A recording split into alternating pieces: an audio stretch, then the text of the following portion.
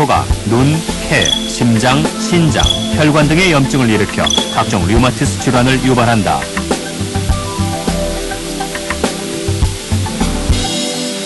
이 잘못된 면역계는 임파구라든지 대식세포 같은 그런 면역세포가 우리 몸속에 관절뿐만 아니라 여러 가지 몸의 장기에 가서 이 균으로 이제 잘못 오인을 하는 거죠. 그래서 여러 장기를 공격을 해가지고 류마티스 관절염 같은 경우는 주로 관절이 붓고 열이 나고 문제가 생기고, 또 다른 경우에는 뭐 심장이라든지 폐라든지 때에 따라서 뇌 같은 데도 거기에 공격을 해서 염증을 유발해서 당연 증상을 유발하기 때문에 그만큼 위험한 질환이 되겠습니다.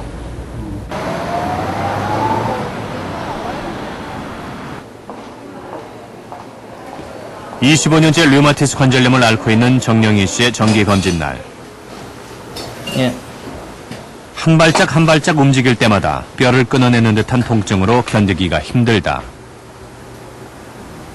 무릎 관절은 이미 염증이 뼈까지 침범해서 투명해야 할 활막에게 피가 섞여 나온다.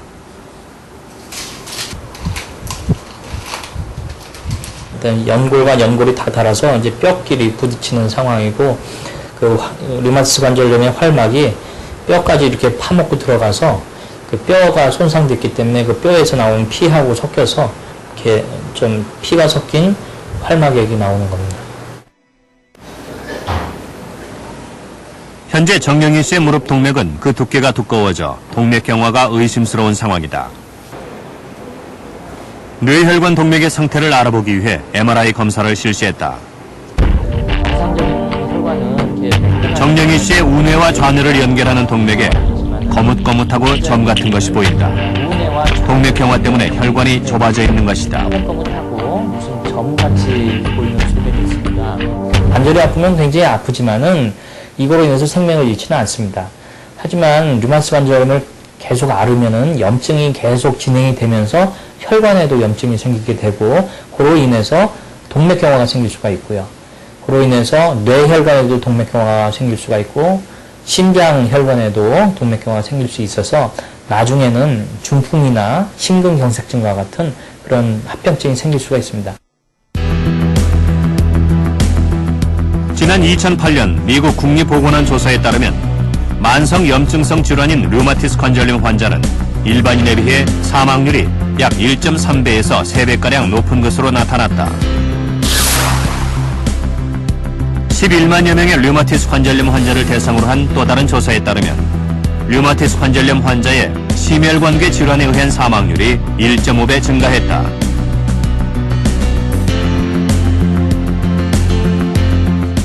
류마티스 관절염에 만성 염증이 생기게 되면은 그 염증에 의해서 혈관벽에도 염증이 오게 되고요. 그 혈관벽에 염증이 오면 죽상경화라는 그 혈관의 동맥경화증 변화가 빨리 오게 됩니다. 그래서 그러한 변화가 오게 되면 심장의 그 관상동맥이라든지 또는 뇌혈관 동맥에 그러한 동맥경화증이 오게 되고, 그 혈관이 막혀서 협심증이나 아니면 심근경색증이 올 수가 있고, 뇌혈관에서는 뇌경색이나 아니면 뇌출혈이 올 수가 있습니다. 서울 근교의 한적한 마을. 이곳에 조금은 특별한 화가 김성애 씨가 살고 있다. 김 씨는 손이 아닌 입으로 그림을 그리는 구족 화가. 이미 전시회도 여러 번 열 정도로 화단에서도 인정받고 있다. 그림을 한번 그리고 나면 너무 힘들어가지고 입이 막 부르트고, 그래서 그리고 앉아있는 것도 한 2시간을 이상은 앉아있지를 못하니까 그것도 힘들고, 그래서 또 포기할까 이런 생각도 했어요. 하고 결혼한 지 7년 된 남편이 그녀의 손발이 되어준다.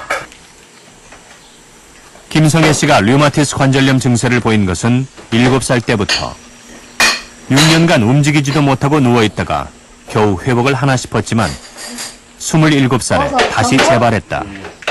맛있겠네.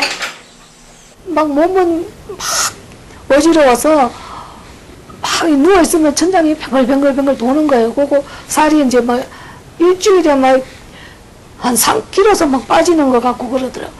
근데 53kg 제가 나갔었는데, 한 2달 정도 됐는데 38kg 나가는 거예요. 그때 살이 빠지면서 이게 관절이 이제 붓고 그러더라고요. 그래서 그때 병원 가가지고 이제 검사를 했는데, 이것도 류마티스 관절염이라고 그러더라고요. 7남매 중 5째로 어려운 가정 형편의 병원 치료를 받는 것은 쉽지 않은 일이었다. 발병 당시 김성애 씨는 약조차 제대로 먹을 수가 없었다. 그 사이 손과 발, 무릎과 고관절에 모두 변형이 왔고 온몸이 굳어갔다. 결국 40살이 되던 해 장애 판정을 받게 됐다. 몸이 굳어가면서 마음도 병들었다. 현재 남편을 만나기 전까지 극단적인 선택을 생각해 본 적도 여러 번 있었다.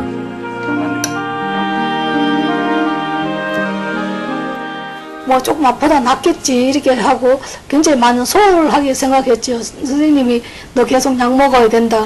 무슨 약을 안 아프면 안 먹는 거지 뭐 약을 계속 먹냐고 이제 그런 식으로. 그리고 또 조금 아파도 그냥 참고 넘기고 그러지. 나중에 이제 심했을 때는 그때는 한 벌써 이게 때가 늦은 거예요. 심해졌을 때는 몇 개, 한 3개만 그리려고. 장애를 딛고 하루하루 살아가는 일이 감사하다는 김성애 씨. 다만 한 가지, 류마티스 관절염 발병 초기 치료를 제대로 못 받은 것이 아쉬울 뿐이다.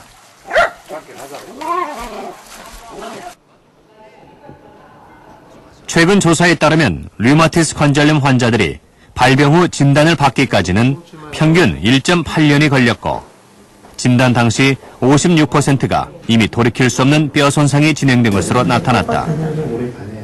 류마티스 관절염은 빠르게 진행돼 발병 후 2년 내에 대부분의 관절이 손상된다. 연골 조직이 망가지면 대개는 회복이 안 돼. 그 이유는 연골은 그 혈관이 없거든요. 그래서 신경도 없고 혈관도 없고 그렇기 때문에 한번 염증에 의해서 연골이 파괴가 되면 결국은 돌아오질 않고, 연골이 파괴된다는 것은 관절의 기능이 파괴가 되는 것하고 같습니다. 류마티스 관절염은 생각보다 훨씬 더 치명적인 질환입니다. 지난 2006년 보건복지부에서 조사한 한국인 질병부담보고서에 따르면 한국인의 생활병이라고 불리는 당뇨병, 그리고 한국인의 사망원인 1, 2위를 다투고 있는 뇌혈관 질환 등에 이어서 이 류마티스 관절염이 질병으로 인한 부담이 5번째로 큰 병으로 나타났습니다. 류마티스 관절염으로 인한 삶의 고통이 상당히 크다는 이야기입니다. 그런데 류마티스 관절염은 한 번 걸리면 낫지 않는 병이라고 생각하는 사람들이 많은데요. 류마티스 관절염은 정말 완치가 불가능한 것일까요?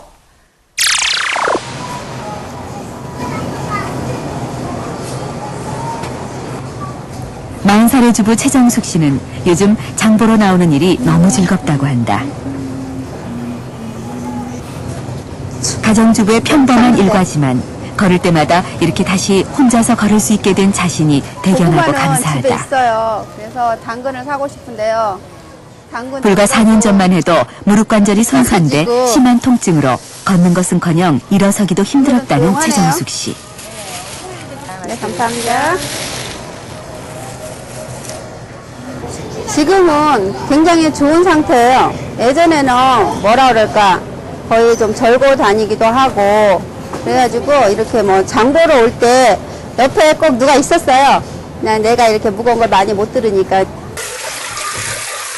10년 전 어느 날 갑자기 찾아온 류마티스 관절염.